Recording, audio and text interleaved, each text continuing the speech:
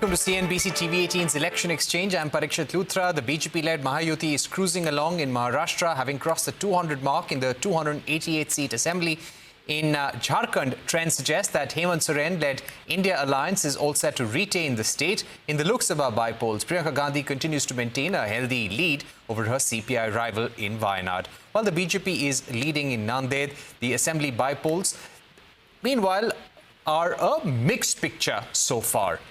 Let me first go across to my colleague Santya Gora, who's joining us from the BJP headquarters in the city of Mumbai. And there we have NDA on course for a historic victory there in Maharashtra, Santya.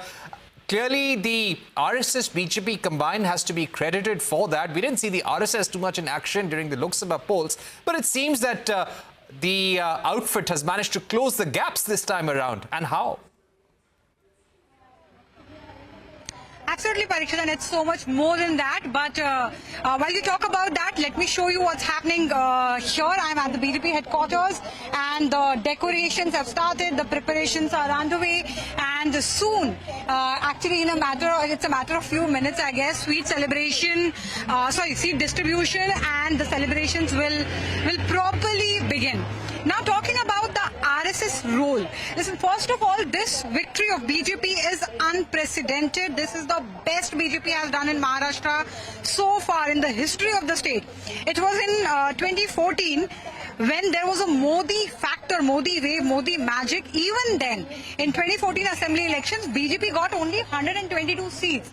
But now, despite the fact that there is no Modi factor this time, BJP has done wonders, and RSS has played a key role. As you rightly mentioned that in Lok Sabha, RSS was not there in the picture. There was a reason behind that. RSS stayed out of the elections because it wanted to show many people in the party leadership that RSS is extremely important for BJP. But when we all saw what happened during Lok Sabha as far as BJP is concerned. Their performance was a little underwhelming and extremely underwhelming in Maharashtra. So this time RSS took the matter in its hands, and immediately after Lok Sabha, RSS started its program.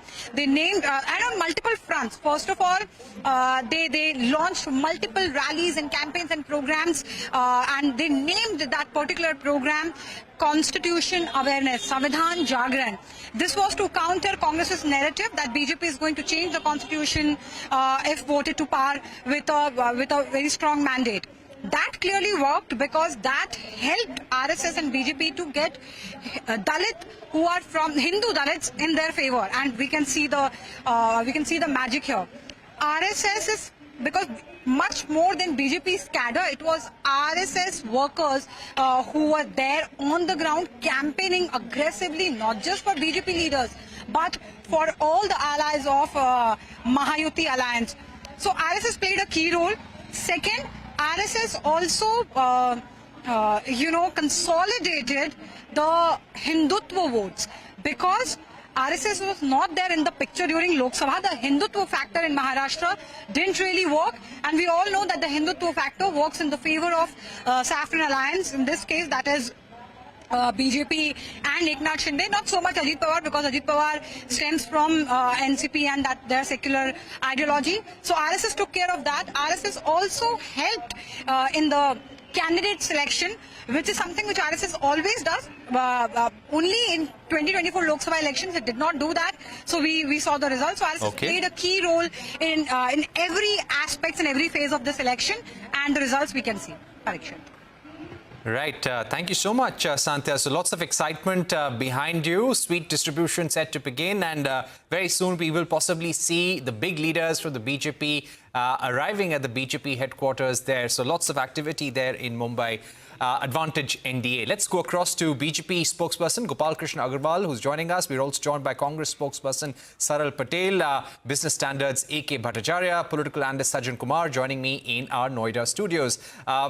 Let me go across to you, Gopal Agarwal. How do you see this sweep by the NDA in the state of Maharashtra? The Lok Sabha elections did not go in the NDA's favor in the state of Maharashtra. what were certain gaps that the NDA tried to plug this time around? It is being said that the RSS BJP combined put their act together, worked very hard to reach out to the backward communities, the farmers and different groups in the state of Maharashtra. There are multiple factors in the election. Important is that how the whole team works and what are the narratives that they try to build and what are the counter narratives of the opposition, whether it is fake narrative or misleading the voters, that we counter. In 2024 central election, 2 states were very crucial where we needed a rethink. That was Maharashtra and Uttar Pradesh. And in the both states, we found that the false narrative by the Congress and opposition about constitution or about the policies of BJP, there was a fake narrative which was built and they were successful in influencing voters at that point. Therefore, we put up as a team to counter those narratives. And your anchor was also saying, always RSS is an important factor. The RSS, around more than 30 organizations nationwide, RSS the Parivar has, and they work in unison on various areas where it is tribal, education, whether it is the consolidation of various factors conducive to BJP. They have been working, and I think the whole RSS leaders, RSS workers, BJP leadership, vision, our countering communication skills and the ground connect have all contributed. It is ultimately Prime Minister Modi ji's leadership and vision and his implementation of penetrative welfare policies which has won the election. Right.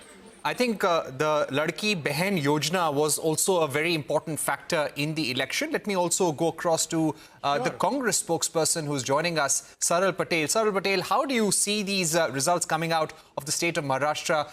Clearly, the NCP Sharad Pawar faction and the Uddhav Bal Thackeray faction not being able to capture the imagination of the voter. What do you think is going wrong in the state of Maharashtra for the opposition? So first of all, before I begin, I would like to congratulate the BJP panelists on the show. I think they have put up a good show, better than anyone expected.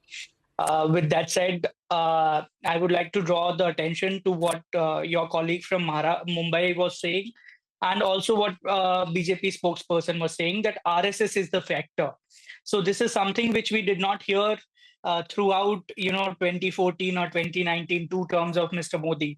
It was always that Mr. Modi's popularity was working.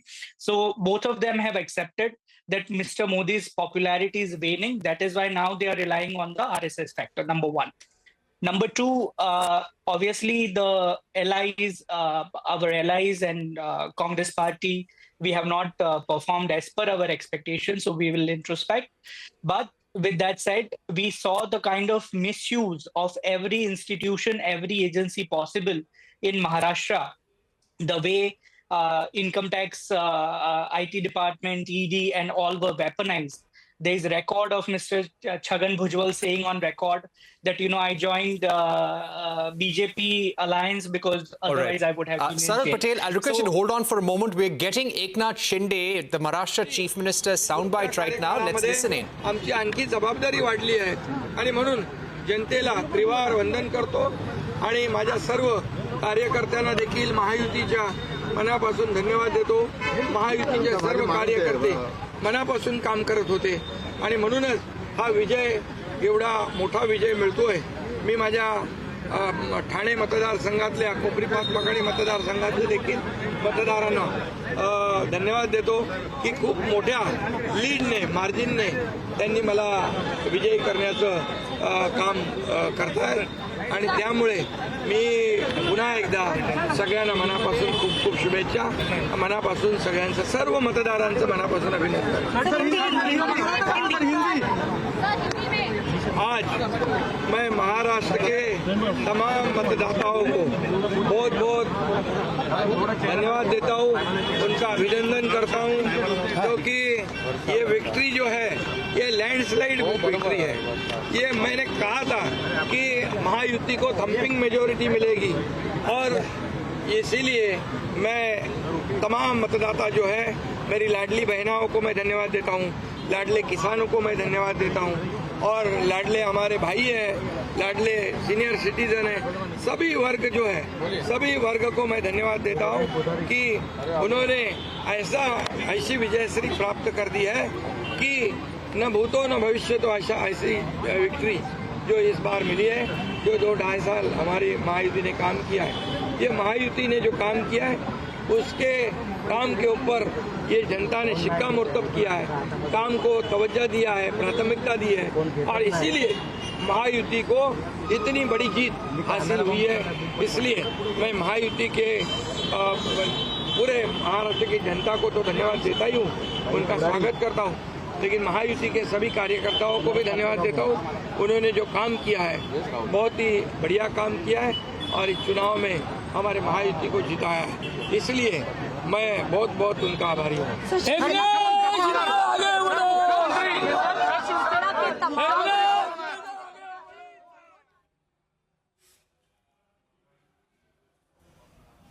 All right, so that was Eknath Shinde saying that I thank the Ladki Behen. So he was thanking all the women in Maharashtra, thanking the farmer communities, and both these vote banks, sort of, so to say, have played a very important role in the NDA's victory in Maharashtra. Let me go across to Mr. A.K. Bhattacharya. Mr. Bhattacharya, has this election also shown the rise of a new leadership, new regional leaders in Maharashtra in a big way?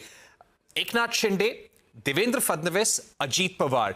The families have been divided in Maharashtra politics, but would you say the regional satraps have shown the way again that when it comes to elections in India, regional leaders can play a very big role, and this is the next gen showing that they have done phenomenally? Well, I would agree with you that yes, the regional leaders, the rise of regional leaders is an important factor in this election. The national leadership was not that pronounced in its projection. So I think you have made a very valid point there.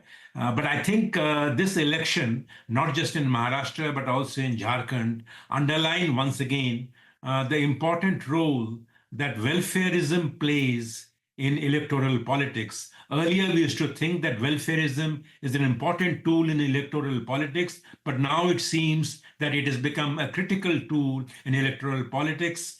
And that is what even Mr. Shinde also referred to, which is reference to the Ladli Behna program. Remember that in Jharkhand also, the Mahila Samman program is helping the existing, the JMM party to gain a lead in these elections in the state assembly. So therefore, that is one point. Number 2 point I would make is that it is not just a question of welfare politics, but it is a question of welfare for women. So I think the electoral, the scene in India is making a subtle shift in focusing more on giving and taking care of women as an important segment of the electorate. And that is what we see in both the elections of Maharashtra as well as in Jharkhand, where the focus, of course, you have talked about the farmers and the Ladli brothers and all that, but I think the focus of welfareism is this election, the assembly elections, was largely on women, and that recognizes that women are becoming an even more critical segment in electoral politics. So therefore, going forward, you will see more welfareism. Of course, this may be bad news for states which cannot finance and fund these schemes. So that is a big question mark, and it will maybe have an adverse impact on even national politics. So in all these concerns, I would say that welfareism is what I think is the lesson that I would draw from a political economy perspective. Right, welfareism and importance of women in the elections. We've seen the growing importance. Let me go across to Sajjan Kumar as well. Sajjan, would you agree with Mr. Bhattacharya that women have played a very big role in this election, be it in Jharkhand, be it in Maharashtra, and it is once again welfareism or dole-outs which have helped the party in power continue winning?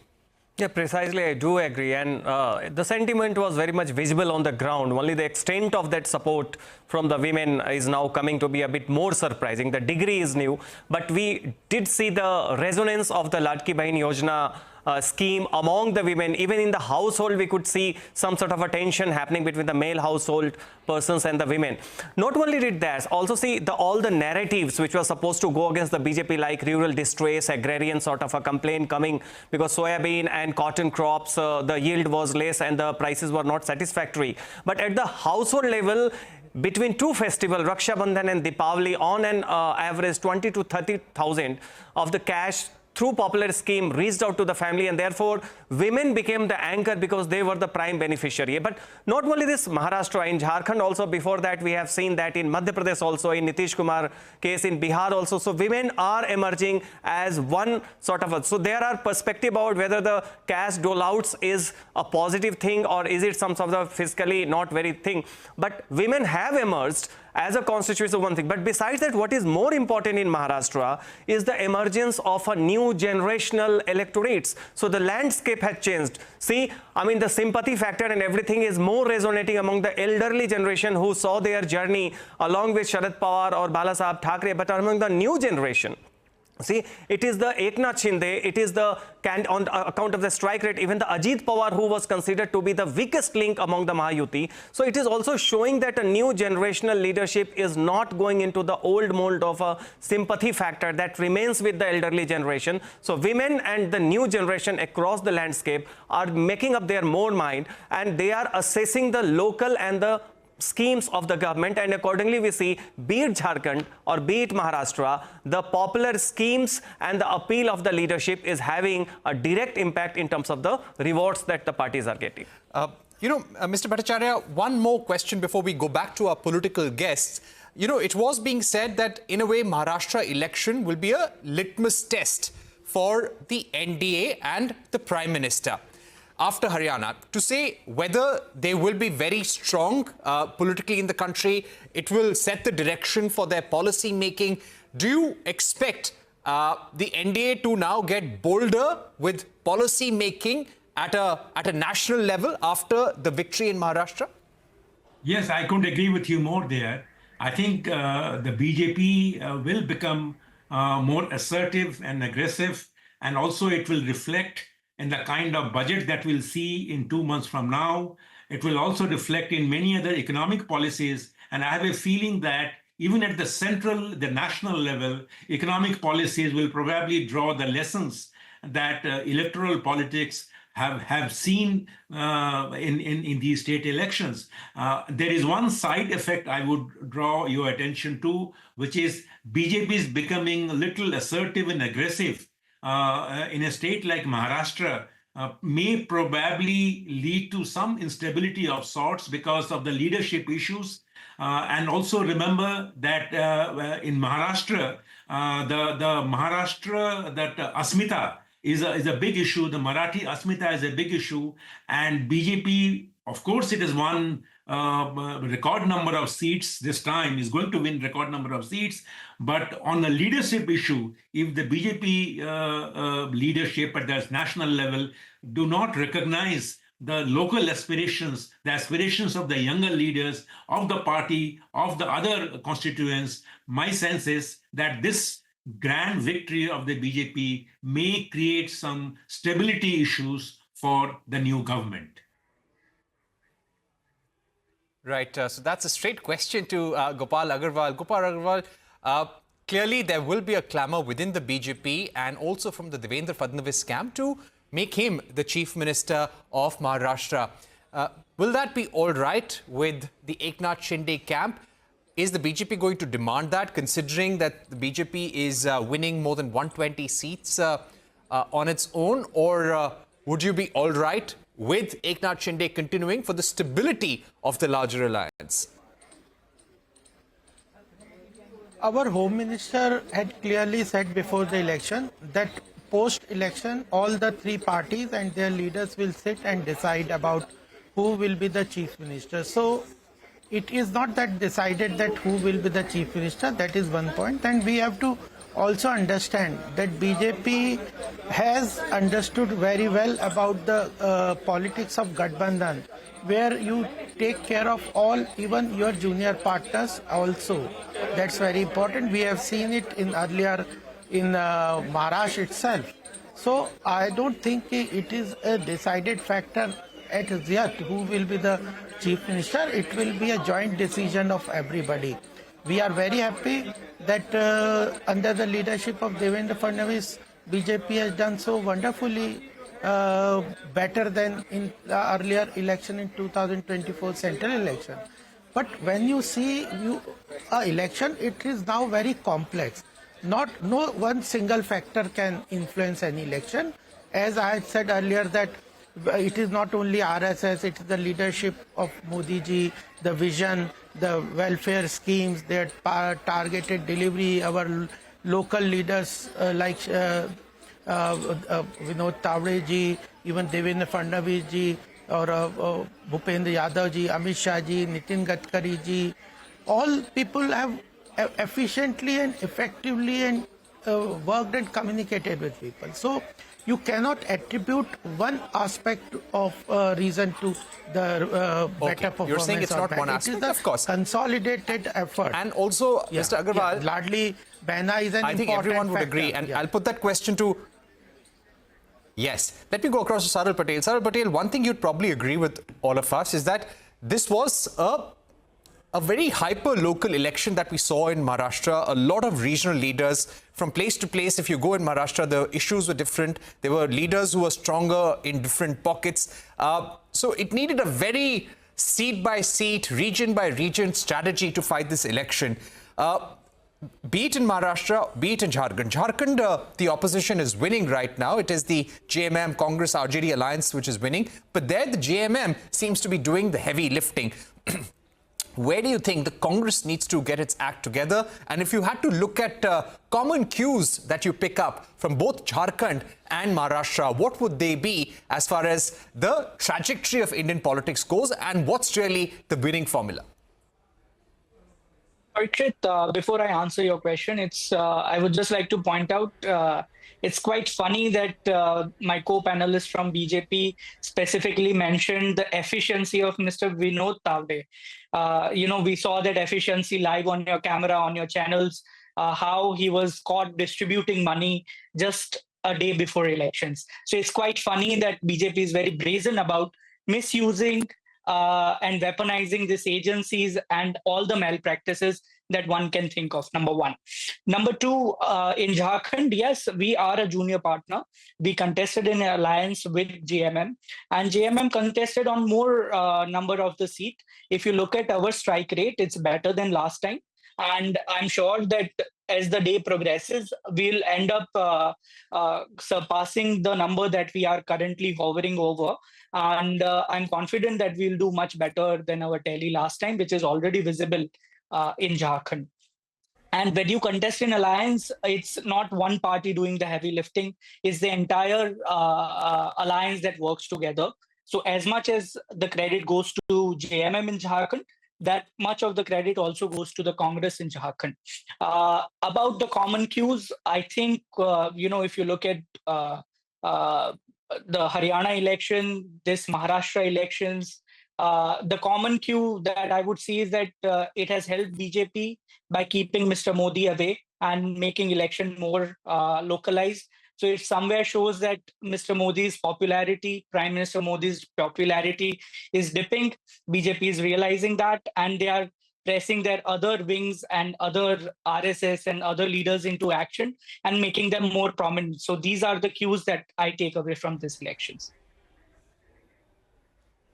All right. Let me also go across to Sajan Kumar. Sajan, if you look at what happened in Jharkhand, do you see a consolidation of tribal votes, and also the candidate from Jharkhand, Loktaantrik Krantikari Morcha?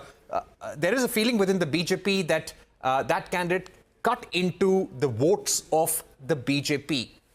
Yeah, precisely. One becomes that a very kind of a customized campaign by the Jharkhand Mukti Morcha, and that is, seems to be rewarding the party and the alliance. And besides that, the sort of consolidation that was needed for the BJP among the OBCs, which doesn't seem to be the case, and that is why the division of the vote of OBC votes is quite palpable. Because last time, mind it, Raghuvar Das, the incumbent CM of the BJP, under whose leadership BJP lost, was there precisely to consolidate the OBC seat. But this time it seems that BJP tried to consolidate the non-Santhal tribals by projecting leaders like Marandi, and also try to win back the upper caste. But in that game, the bulk of the OBC vote seems to have splitted, and that has kind of favored the JMM by having the consolidation of more resonance among the tribals, but also sort of benefiting because of the split within the OBC seats. So that clearly shows. And besides that, on top of that also, mind it, the way the women factor has favored the ruling alliance in Maharashtra, it seems that the same case happening in the case of Jharkhand for the ruling incumbent party. So women factor also going beside the caste and community factor. And that is why it's quite simple that the emergence of the women as the X factor is the new trend in the last 5-7 years. That is one thing, how you reach out to them and they make up their own mind in the household, which is considered to be the domain of the elderly, patriarchs. Right. Yeah, very interesting point, Sajjan. And let me go back to Mr. Bhattacharya. Mr. Bhattacharya, comments from you on the importance of the women vote. Would you now say that it is decisively clear that in future elections, women are going to play the primary role? In fact, we were hearing voices on the ground in Maharashtra that women welcomed the Ladki Behan scheme, but they also said that women are clever, women have their own mind, and they'll make their decision at the ballot. So do you feel now that it is the women in every state which will decide who wins? I think it is legitimate and very rational to believe that way, because I think women do constitute a significant and a part of our total electoral population. The fact is that today the policies are about cash transfer. And I think if this recognition and the dividends that the parties need to reap from the women voters, it must not stop at cash transfer. It has to graduate to genuine empowerment and creating capacity in this segment of the population so that they contribute to greater and faster economic growth. Remember that the labor participation rate of Indian women is one of the lowest compared to any other country, mostly even if you compare with China or any other developed country. So the labor force participation rate itself shows that it is not a question of transferring cash, 1,500 or 3,000 rupees to the women accounts, but also creating a situation and a capacity in the system to ensure that the women participate and women get empowered, not just to get some dole, get some freebie, but also play an effective role in contributing to the overall national economic growth. And I think that should be the path going forward. The political parties will probably be unwise in thinking that just by transfer of cash, their job is done by getting the vote. Women will naturally expect the next step, which is empowerment of women in a true sense of the term. Right. We're going to take a short break, but we tell all our panelists to stay with us. Lots more coming up on CNBC TV18. Don't go anywhere.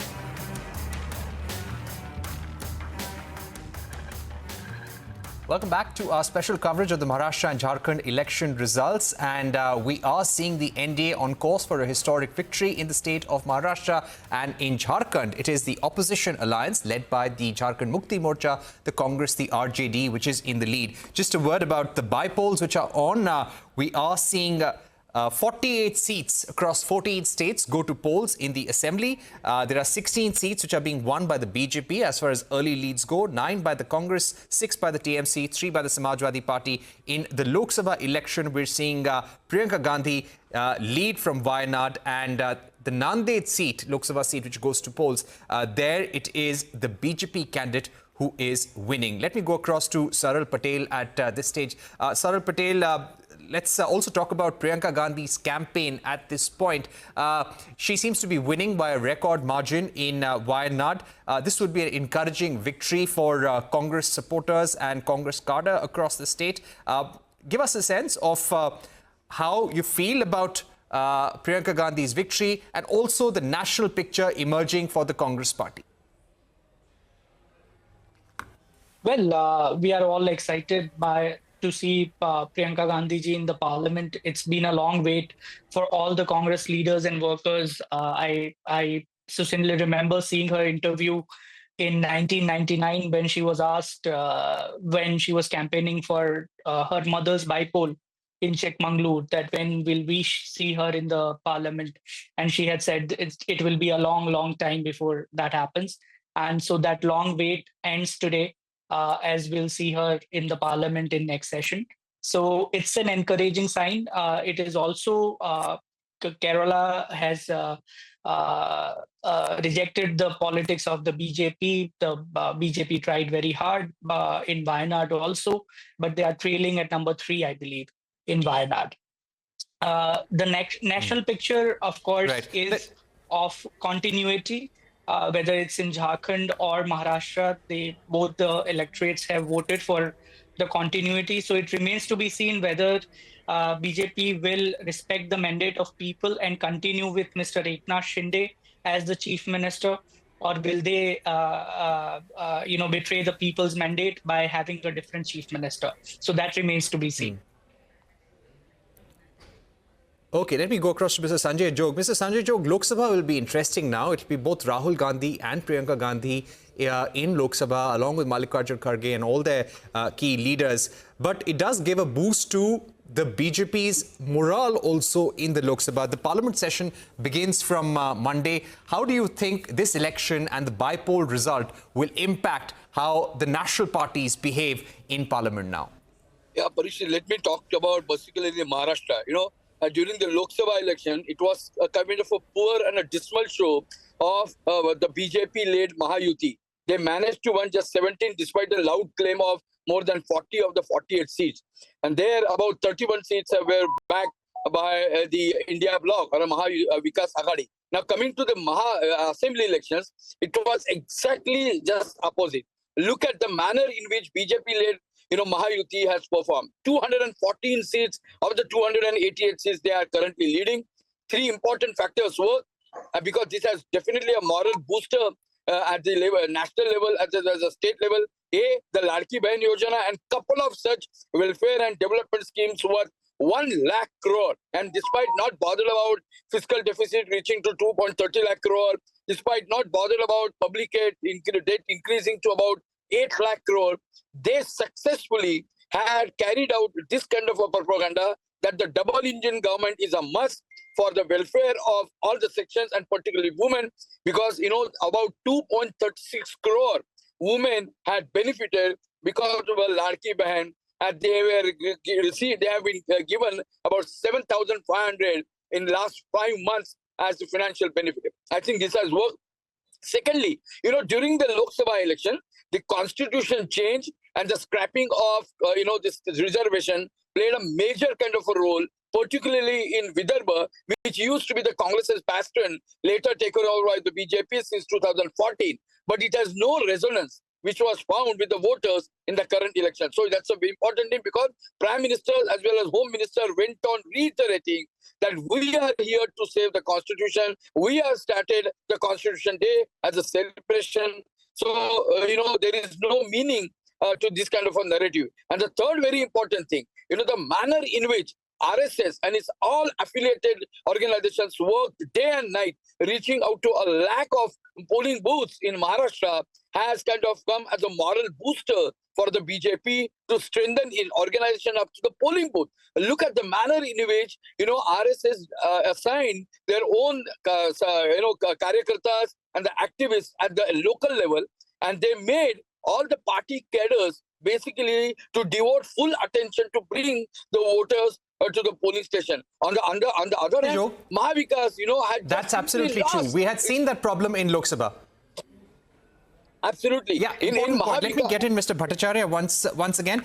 Mr. Bhattacharya, in the Lok Sabha election manifesto, the BJP had said that the Prime Minister's priority is to maintain fiscal discipline. Considering that welfareism has played a very big role in both Maharashtra and Jharkhand in winning this election, do you expect the government, the BJP, NDA at a national level and in states to be more experimental with welfare policies, give out more doles as it seeks to strengthen itself at a national level for 2029? Well, I think it's a very interesting and a very important question. I personally believe that, yes, welfare politics has come to stay in a country, particularly at a stage of economic development we are in. And there is no going away or getting away from freebie politics or welfare politics in this country. But the problem would be that states that are financially weak, states that are unable to keep their fisc under check, the states that are unable to raise more revenue or create more developmental projects that yield better returns, they will be suffering more than those states which are unable to create those revenues for themselves to fund the welfare politics. So therefore, your question on the national politics, I think given the track record of the Modi government the last several years, I think the fiscal consolidation program will stay intact, and the fiscal consolidation program will be kept under check in spite of the government's clear intent to offer more welfare schemes to sections of society that need them. So there will have to be a kind of a balance, and the center's position is slightly easier because they are right now on going through a phase where tax mobilization has been huge, tax buoyancy has been rising. So therefore, probably tax revenues will help the center keep the fiscal deficit under check and at the same time experiment, as you said, with newer welfare policies, because that seems to be working very well in electoral politics in the country today. But I want to make one more point, if you allow me, is the lessons that these two elections have for the country's leading opposition party, which is the Congress. Now, it seems that the electoral messaging is not the same as electoral calculations. Now, census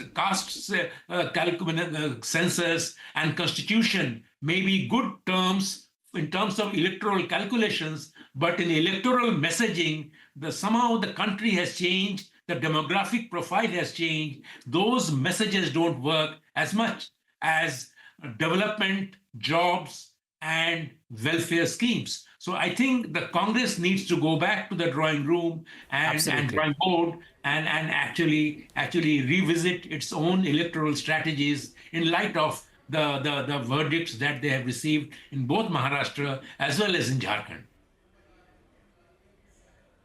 Yes, and elections are becoming very, very local. Assembly elections are always localized, but it is becoming hyper-local now. Let's go back to BJP spokesperson, Mr. Keshwan. Mr. Keshwan, thank you very much for joining us and waiting patiently.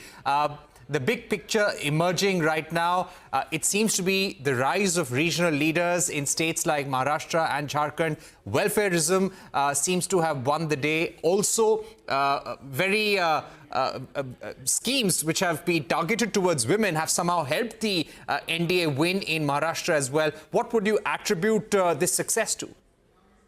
Good afternoon, Parikshit, and hello to all my fellow panelists and your audience. I think this is a landslide historic victory given by the people of Maharashtra to the BJP and the Mahayuti, and I think it is also a resounding expression of faith and trust by the people in the progressive, positive politics of development, which was ushered in by the Prime Minister. The Prime Minister, whenever he campaigned, he was talking about a $1 trillion economy and how a Viksit Maharashtra would lay the foundation for a Viksit Bharat. So I think it's a resounding vote for that. But also, it is a very unequivocal rejection of the divisive and communal politics, and negative politics of the Congress and the NDA, and also we saw how the whole political discourse was polarized. So I mean, to an extent, people were saying whether the NDA even stands for minority vote appeasement. We had, while on one side the Prime Minister was saying, giving pride, was taking so much pride in declaring Marathi as a classical language, and even when he went to Nigeria, he presented a pot which showcased the craft of the artisans in Kolhapur, and be it the Atal Setu Bridge, Samriddhi Highway, Sea Link. It was all about progress and development. But the Prime Minister also warned, Parikshit, because there in the Lok Sabha elections, when the NDA had won, it was due to a very noxious narrative and a communal narrative. And this time when the Prime Minister said, "Ek to safe," it crushed this, misinformation campaign of the NDA. But still, what did the Congress and the NDA do? You had Congress chief ministers campaigning in Maharashtra, speaking about Muslim reservation. The people want to talk about the farmers and the youth. They said, we'll give Muslim reservation. And there was this ulama board which had 17 outrageous demands. And one of them was Muslim reservation. So people were wondering whether the MVA agenda was dictated by the ulama board. Then you had a spokesperson of the All India Muslim Personal Law Board. He spewed such venom. He spoke everything but development, and he spoke about war jihad. The MVA and the Congress should have condemned, but they maintained a calculative silence because it suited their politics, which is what the Prime Minister forewarned, because they wanted to consolidate their minority vote bank, and they wanted division in the NDA's vote bank. But this time, their narrative was crushed, which is why you see such a historic mandate. And I think this is a great historic mandate for a Viksit Bharat, and this is a vote for the wonderful developmental work carried on by the BJP and the Mahayuti the last 2.5 years. Right. Just hold on to that thought, Mr. Keswan. Let me go across to my colleague Santya, who's joining us from the BJP headquarters in Mumbai. Santya, what's the mood out there? Any major meetings planned over the next few hours? Any word on the swearing-in ceremony? And the rise of Devendra Fadnavis. What's his camp telling you now? So Devendra Fadnavis is definitely the one person who's responsible for this massive victory of BJP. Right now we are outside BJP headquarters, and BJP's General Secretary Vinod Tavade is already here. He recently found himself in cash distribution controversy. But the celebrations, as I said, will take some more time, but it can start anytime soon now. Talking about Devendra Fadnavis's career trajectory, Parikshit, this election was extremely important for him. He became the CM of the state in 2014. In 2019's election campaign, his phrase "Me Puna Yein," that means "I will come back again," when it did not turn out, when he did not become the chief minister of the state, obviously it was an embarrassment for him. 2019 results, the way Ajit Pawar and Devendra Fadnavis, sworn in as the deputy chief minister and the chief minister of the state barely for 72 hours, and then Ajit Pawar going back, that was another embarrassment. Even in 2022, when Eknath Shinde rebelled and Mahayuti alliance was formed, even at that time, Devendra Fadnavis was not made the chief minister of the state. It was Eknath Shinde who was made the chief minister of the state. So last 5 years were extremely challenging for Devendra Fadnavis. Remember, there's massive infighting among BJP as well. There are multiple camps. So there were people who were working against Fadnavis as well from his own party. But with the help of RSS backing and all the work he had put in the last 5 years, because remember the first half of this particular, of the last term, in the last 5 years, Devendra Fadnavis was in the opposition in the first half, and he was a very aggressive leader of opposition. And he cornered the ruling dispensation of that time on almost every single issue. So this is going to play a key role in this particular election, is going to prove to be a milestone in Devendra Fadnavis's career trajectory. And it won't be a surprise if he will be made the chief minister of the state again. Though we recently heard what Eknath Shinde said to media. He said that the way all the three parties sat together and fought the election, came together and fought the election, this is exactly how the new chief minister will be announced. So he clearly clearly, it seems like that he is not, withdrawing his claim as the chief minister. But if Devendra Fadnavis becomes the next chief minister of the state, it won't be a surprise. He and his party clearly have the numbers. Yeah, and they deserve it. And that's what Mr. Bhattacharya had also pointed out, that this large victory by the BJP could create instability. I'll come to Mr. Sajjan Kumar also very quickly. But Arunima is joining us from Ranchi. Arunima, who's the man of the moment? Is it Hemant Soren? What's happening in Jharkhand? Are we going to see some important meetings being called? When is the swearing-in ceremony? Has all of that being discussed, or is it still too early? Well, Hemant definitely is the man of the moment, and we're coming to you live from outside the Chief Minister's residence. This is where Hemant Soren is keeping an eye on the election numbers as they're coming in. I think the celebrations are still muted because Kalpana Soren, his spouse, and somebody who was considered the trump card in this JMM victory, is still trailing. From the Gandhi seat, she's still trailing by about 3,000 votes. Her aides say that she's confident. In fact, she spoke to the media as well, saying that I am confident. Ultimately, after the first 6 rounds have ended, the first 6 rounds in their calculation is often the urban voters, and the urban voters usually choose the Bharatiya Janata Party. But Kalpana Soren is confident that after the first 6-7 rounds have ended, and I think we are nearing that stage, her numbers will start climbing. Already she has reduced her margin. Earlier she was trailing by about 4,000. Now she's trailing by 3,000. So Hemant Soren and I think the entire Jharkhand Mukti Morcha is waiting and watching that situation. Good news for the India alliance is the performance of the Congress party. Congress party, it was considered, would be the weak link in the India front. But the Election Commission website shows Congress is leading in at least 14 seats at the moment. They had 18 last time. So they've definitely climbed down from where they were last time. But at one point, it was speculated that Congress could be restricted to single digit. So from there to 14, Ghulam Ahmed Mir, who's in charge of Jharkhand, he's smiling year to year. Congress has done well. RJD has done well. Bharatiya Janata Party leaders are in a shock. They were hoping that after the first few rounds had ended, the trend will change. And BJP's own numbers are not that bad when you compare it to what JMM has. So 31 for JMM and 26 for BJP. But when you combine the 31 of JMM with 14 of Congress and 4 of RJD, it's a clear majority. And I think Jharkhand is creating history. Ever since the state has been created, this will be the first time that a party is inching towards a clear mandate. Right. Thank you very much, Arunima and Santhya, for joining us. We will also go across to Vikas Khemani. I wonder if he's joining us right now. All right. He will be with us in a short while from now. Let me quickly go across to CR Keswan once again. Mr. Keswan, what's the big picture that you're picking up from the state of Jharkhand? Jharkhand Mukti Morcha and the Congress and the RJD saying your politics of hatred has been defeated.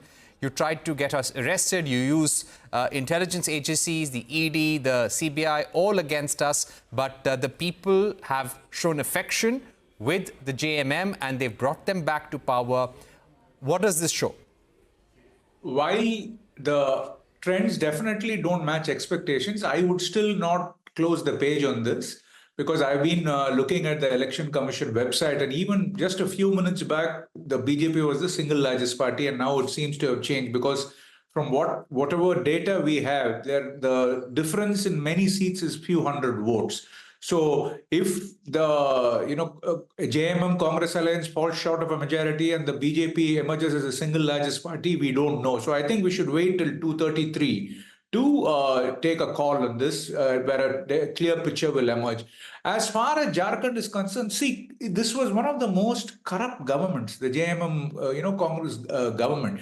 The chief minister was out on bail, but you had also seen visuals on the TV where, a minister, Alamgir Alam, his house held at 36 crores.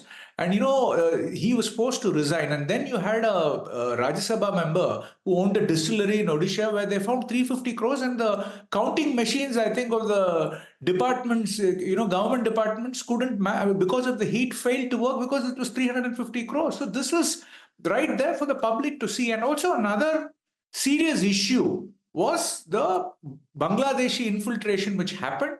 And I think this definitely endangered the Roti, Beti and Mati of Jharkhand. And I think that is an issue. I think we have to see how it pans out, because we even, there was a circular from a state intelligence department to all the police officials saying there were Bangladeshi infiltrants and they were being given government IDs and enrolled in the voter list. So they said it was an issue which had to be looked at, and we have seen in certain pockets how the tribal population has rapidly declined, due to this infiltration. And, so we have to see, but I think I would hold my horses till about 2:33 before I even comment on the outcome in Jharkhand. Okay, my final question to Sajan. Sajan, thank you for being with us today on CNBC TV18. My final question to you would be, how do you think this election will now augur for the parliament and the fight in parliament? There are key bills that the BJP would like to pass. This, of course, gives them a morale booster. But how do you think the opposition and the BJP will now act on the floor of the parliament? Yeah, the results are out in open. It's very much clear that after the Lok Sabha verdict, Congress was behaving as if they have the mandate for agenda setting, And after Haryana, when the Maharashtra has also, which was supposed to be going their way, has completely shown a decisive victory for the BJP. So one thing is clear, that the very body language and the aggressive attitude of the Congress and by extension India Alliance of behaving as a roadblock and trying to force agenda setting certainly will take a backseat. And therefore, in terms of the policy directive, BJP is going to have a headway, and thereby within BJP also all the transition debate that was happening after Modi, who else, that also will be halted for the moment. And therefore, I think both for the opposition and within BJP, the Prime Minister and the some sort of the policy direction, as far as the Nitish Kumar and Chandrababu Naidu is concerned, I think that's going to be settled for now, and BJP's policy direction will be more stable. And more so they definitely get more stronger as far as the Central Alliance go. Let me go across to Vikas Khemani, founder, Carnelian Asset Management and Advisors. Vikas Khemani, how do you see the markets actually seeing the BJP NDA's victory in Maharashtra? Do you now feel that the NDA will now be on a stronger and a more sure footing? Absolutely. I think it's quite natural that, first of all, any decisive mandate is good for any state or any sort of government, because then the government can carry out the agenda perfectly. And in this case, I think having the same government as the central government is even more positive. So I think this also strengthens the government at center in terms of what they want to do, because on and off their strength is kind of questioned post this general election. But I think still this election, Haryana election outcome, kind of vindicates that the popularity of the government is intact, and I think this only strengthens and emboldens the government. Also, it's very important from Maharashtra state perspective, which is a very, very important state from economic growth perspective, where we need lots of sort of policy reform, direction, infrastructure development, which I think can become a lot more fast and clear and strong.